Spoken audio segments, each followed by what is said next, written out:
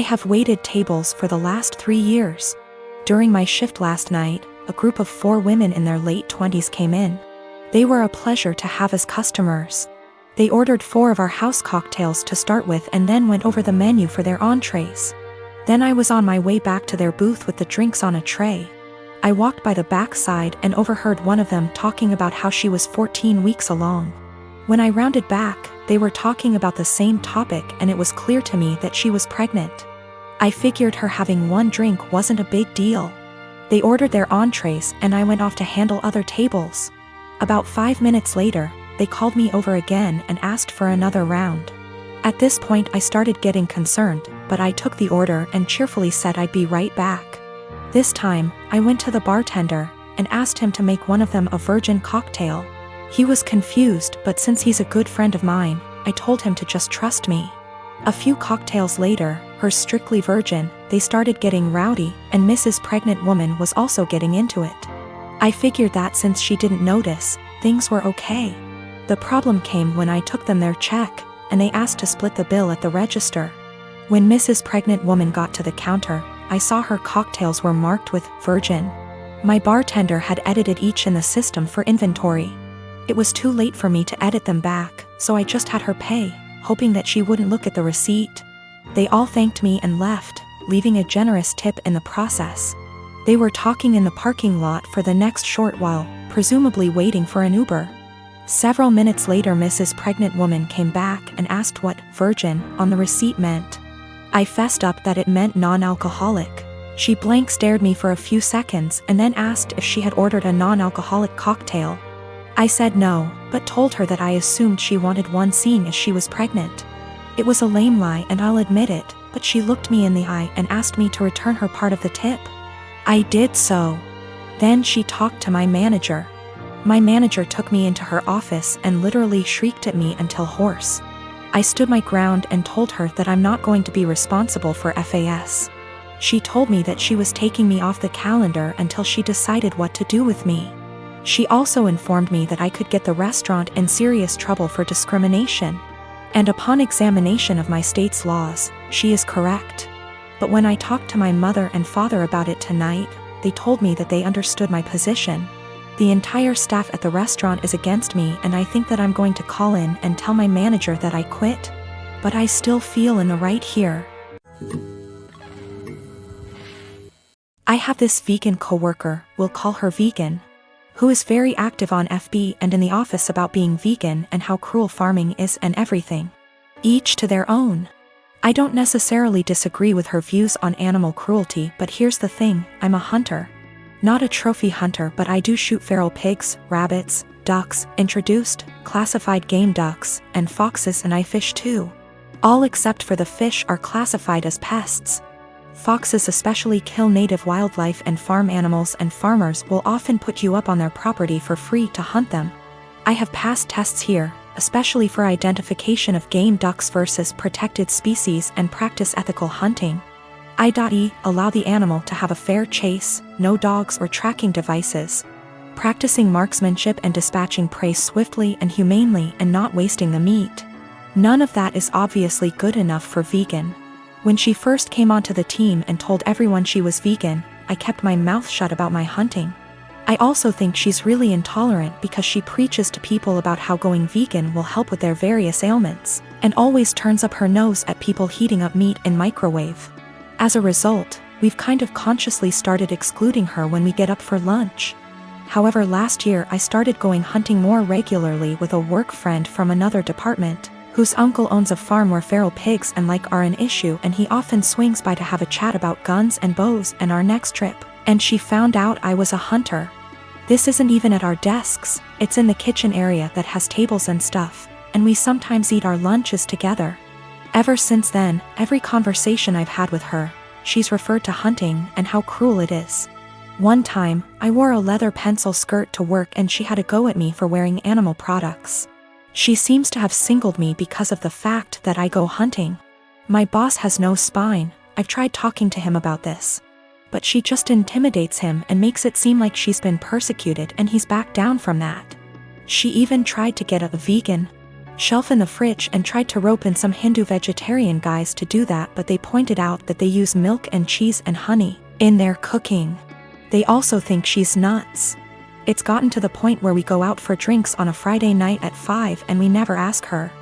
I don't organize these things, a coworker does, but my boss told me, when I brought it up in one-on-one meeting, that she feels really left out and she seems to think it's my fault because I've been here for longer and I'm somehow poisoning them against her, or something.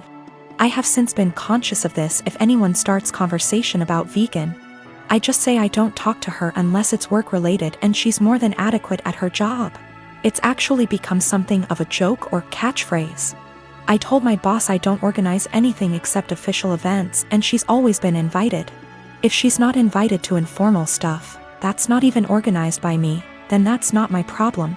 The coworker that doesn't invite her, she managed to piss him off because he's eaten guinea pig, he's from Peru. And she asked him if he'd eaten any of his other pets.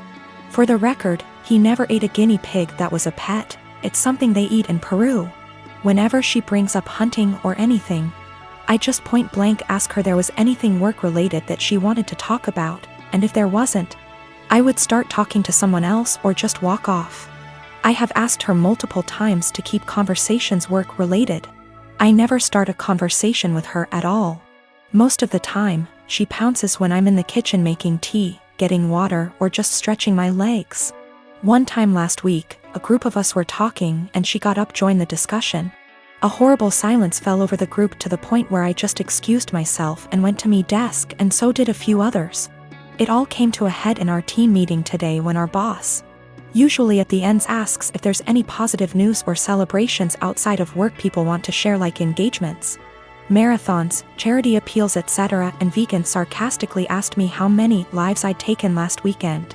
I got annoyed and said her constant badgering me about my hobbies and choice to eat meat was discriminatory and bothersome, and that unless it was work-related, she was not to engage me in conversation otherwise, and told our scribe to put that in the meeting minutes.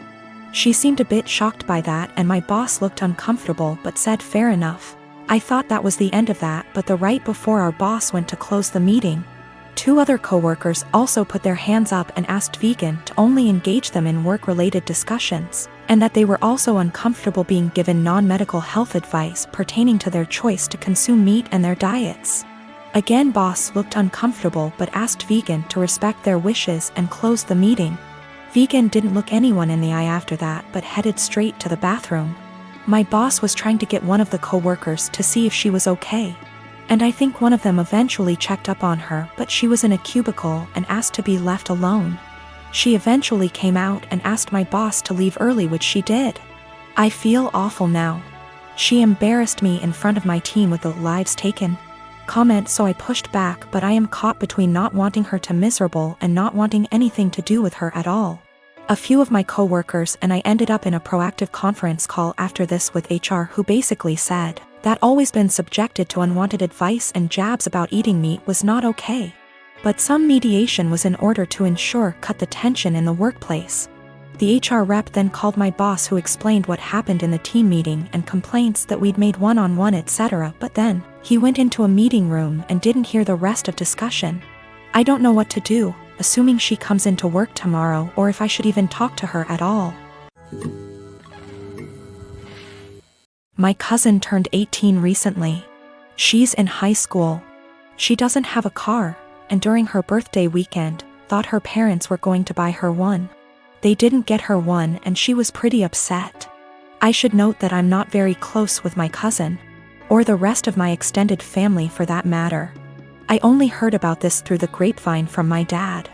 Anyway, my cousin texts me on the Friday before her birthday asking if she can take my car. I just leased a new Ford Escape, to the mall and then for an out-of-town road trip with her friends over the weekend.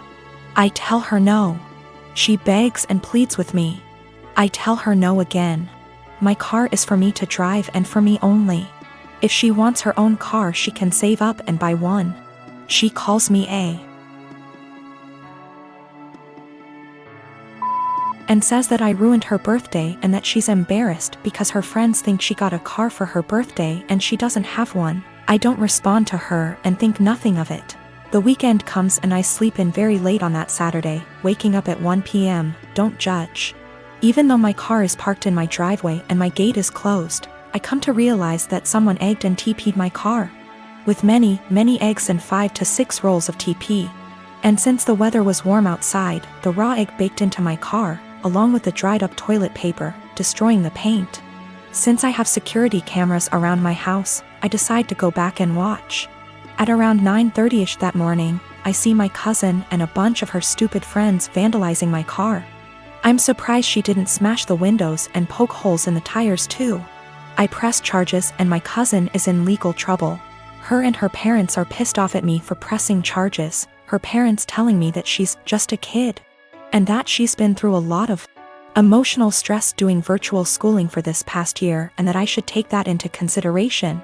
And that I should be ashamed of myself for pressing legal charges against my baby cousin. That I'm almost 30 and don't I remember what I was like at that age? I do remember, and I wasn't stupid enough to egg anyone's car. And can't she work something out with me, like doing chores around my house for money if I drop the charges, that she's young, that she doesn't need a felony on her record, etc., and that it was just a prank. Right after I pressed charges, my cousin was calling and texting me over and over saying that this could have been avoided had I let her take my car. I need to add that my cousin already has a felony on her record, a DUI. She's not remorseful of anything. Also, my aunt and uncle will not pay me for the damages. They just want me to drop the charges and pay for everything myself like nothing happened. I'm a software engineer with a full-time job and a side hustle of doing freelance coding work in my own time. I've always been the type to have a side hustle I put a lot of my free time into. I get really bored sitting idle. My freelance hourly rates are $60 an hour, and at my full-time job, my hourly pay works out to about $40 an hour. So that's how I value my time.